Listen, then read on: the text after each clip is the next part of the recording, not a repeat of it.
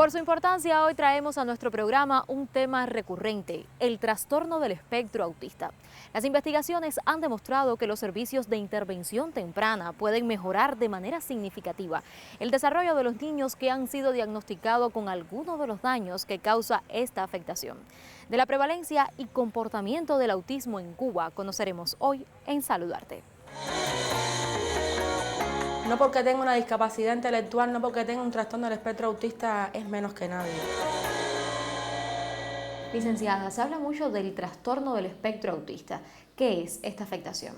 Del trastorno del espectro autista ha sido un tema bien debatido durante toda la vida porque justamente antiguamente no se le llamaba trastorno del espectro autista.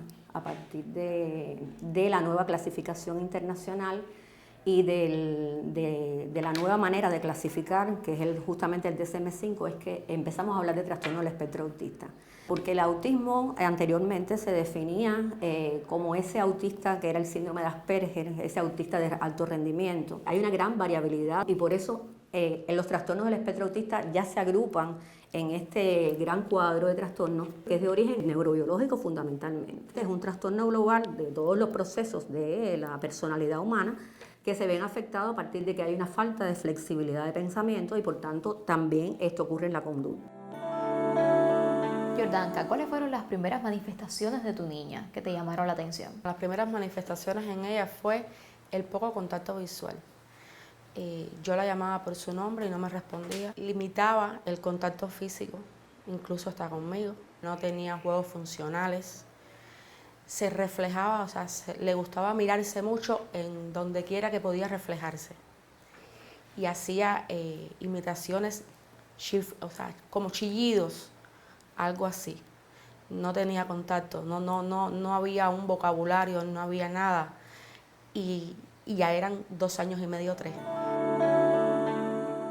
¿Qué prevalencia tiene en el mundo esta afectación? Bueno, en el mundo la prevalencia es de 1 a 100, más o menos. Es una prevalencia alta, incluso en los últimos años se plantea de que ha habido un crecimiento. Yo pienso que el crecimiento se ha visto también porque hemos agrupado dentro del trastorno espectro autista todos los trastornos del espectro autista que existen, todas las personas que tienen lo que antes llamábamos signos de autismo, conductas autistas, o sea, englobamos a todas las personas y por esto también estamos viendo que hay un aumento en el mundo, independientemente de que sí, que la cifra ha aumentado.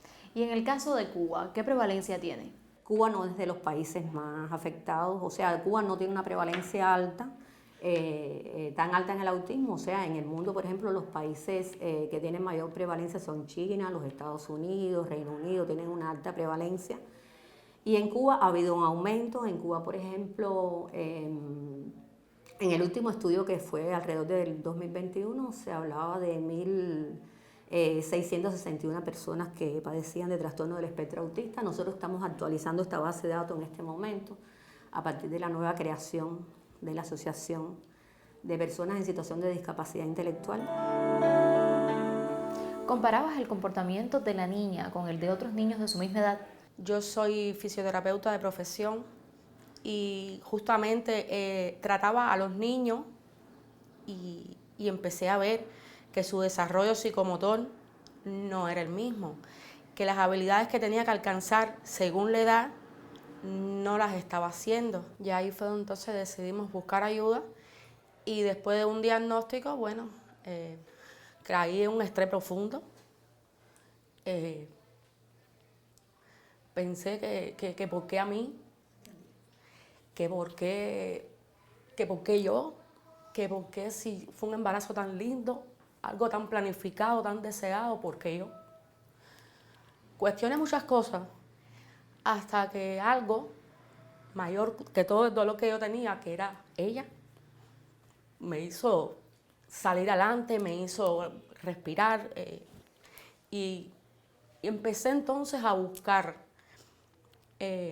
cómo tratarla, cómo ayudarla, crecerme, sobre todo para poderla ayudar a ella. Muchos de los niños con este trastorno muestran falta de interés por compartir con iguales, fascinación por determinados objetos, prefieren los juegos aislados Utilizan juguetes para hacer movimientos repetitivos, chuparlos o hacer determinados sonidos. Nadie es más experto en los hijos que sus propios padres, decía un especialista con respecto al tema. Y es que son precisamente los padres y los educadores los que son capaces de advertir las primeras manifestaciones que conducen a los especialistas al diagnóstico del autismo. No hablamos de síntomas, hablamos de signos de alerta, no hablamos de padecimiento porque no es una enfermedad, es una condición. Esto es importante tenerlo bien claro.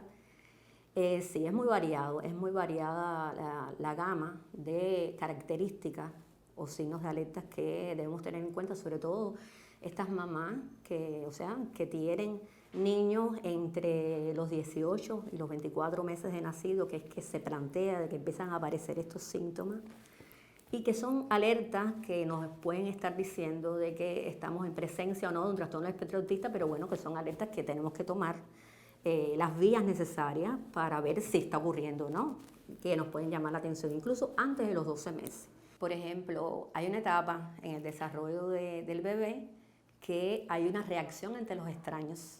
El bebé empieza a tener reacciones ante los extraños. Generalmente, no en todos los casos, porque estamos hablando de variedad, por supuesto, y de trastorno es un espectro, o sea, hay muchísimos casos. Estos niños no reaccionan a la presencia del extraño. Es algo que a veces ocurre que no es perceptible, pero a veces son pequeños signos que nos dan alarma.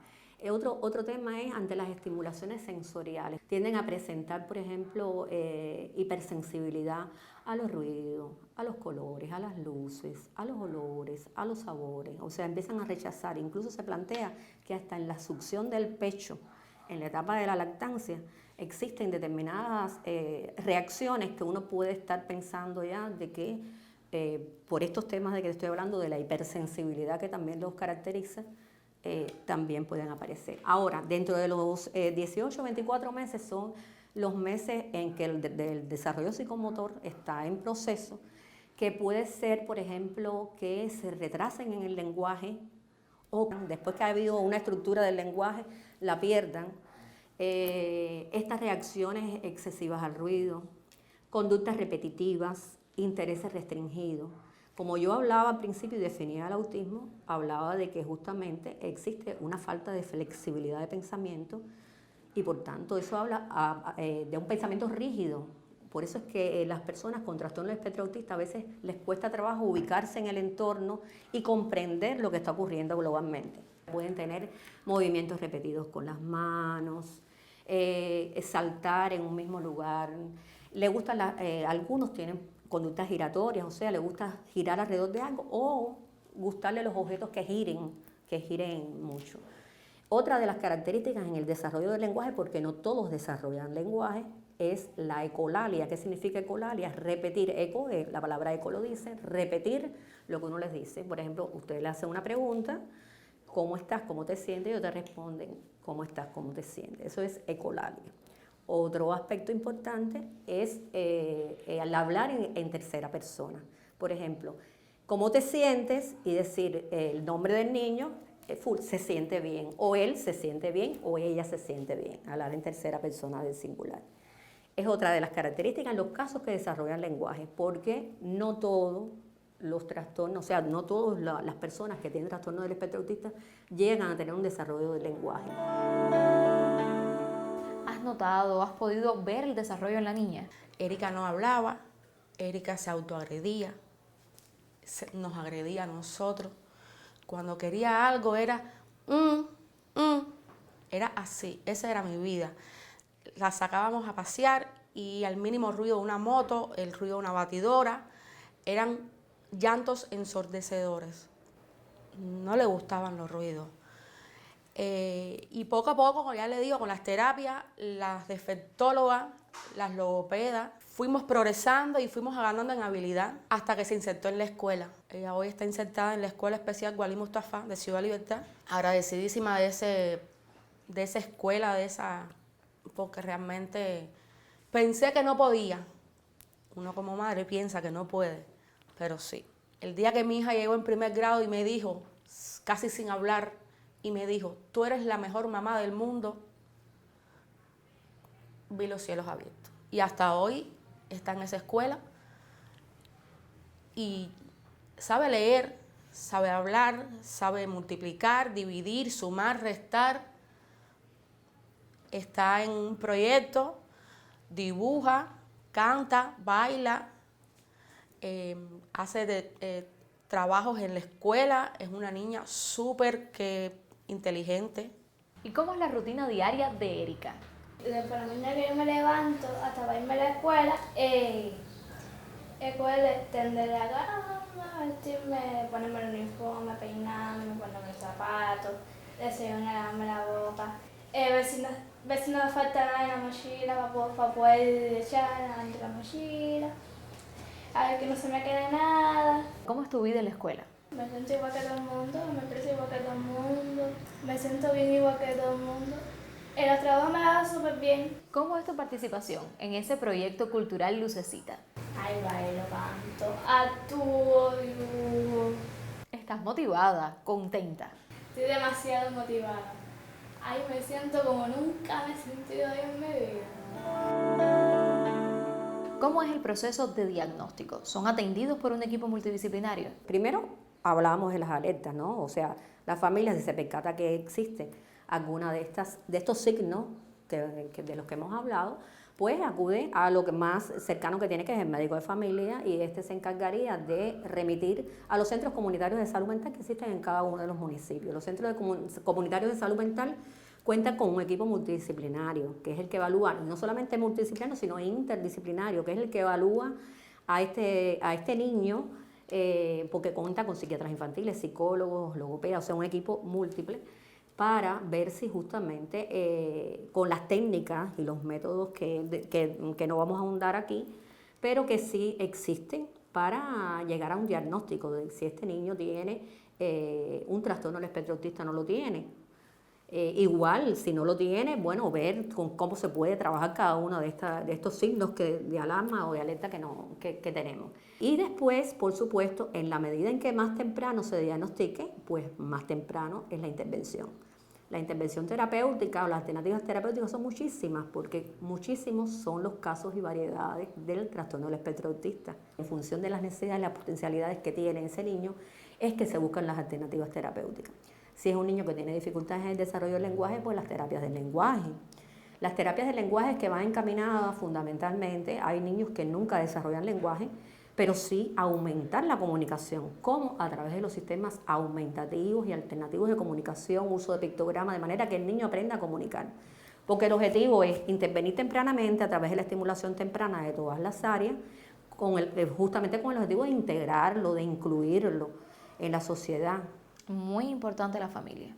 La orientación familiar es súper importante porque el apoyo de la familia es vital en el trastorno del espectro autista, como en todos los espacios, pero en el trastorno del espectro autista específicamente más todavía, porque la familia a veces tiene que hacer modificaciones del contexto. Hemos pasado cosas juntas que solo las sabemos nosotras, y porque trato de ser más que su mamá, su amiga, que vea en mí una amiga, que vea en mí que voy a estar siempre para ella en todo momento. ¿Han superado todos los obstáculos?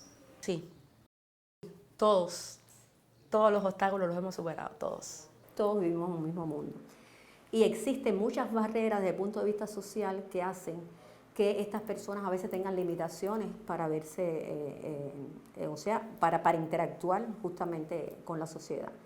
A los familiares es decirle lo que ya les había dicho, tener en cuenta los signos de alerta de los que hablé, para hacer un diagnóstico precoz. Mientras más precozmente se haga el diagnóstico, más precozmente hacemos la intervención y por tanto obtenemos mejores resultados. Decía que era una condición permanente, pero eso no quiere decir que los niños con trastorno del espectro autista en el futuro no vayan a ser personas integradas laboralmente, con una vida normal. Y ese es el objetivo, crearle habilidades sociales y habilidades para la vida diaria de manera que sean lo más autónomas posible. El autismo es una entidad no prevenible, pero estar prestos al desarrollo psicomotor de nuestros niños desde los primeros meses de vida es fundamental. Generalmente se diagnostica a partir de los 3 años, pero nuevas incidencias han demostrado que se puede diagnosticar incluso antes. Realizar la intervención temprana por parte de un equipo multidisciplinario de especialistas es de vital importancia, ya que ayuda a fomentar las capacidades de comunicación, socialización y desarrollo cognitivo. Y sin duda mejora la calidad de vida de los niños niños y niñas con trastorno del espectro autista. Por hoy es todo. La próxima semana no faltes y dame el placer de volver a saludarte.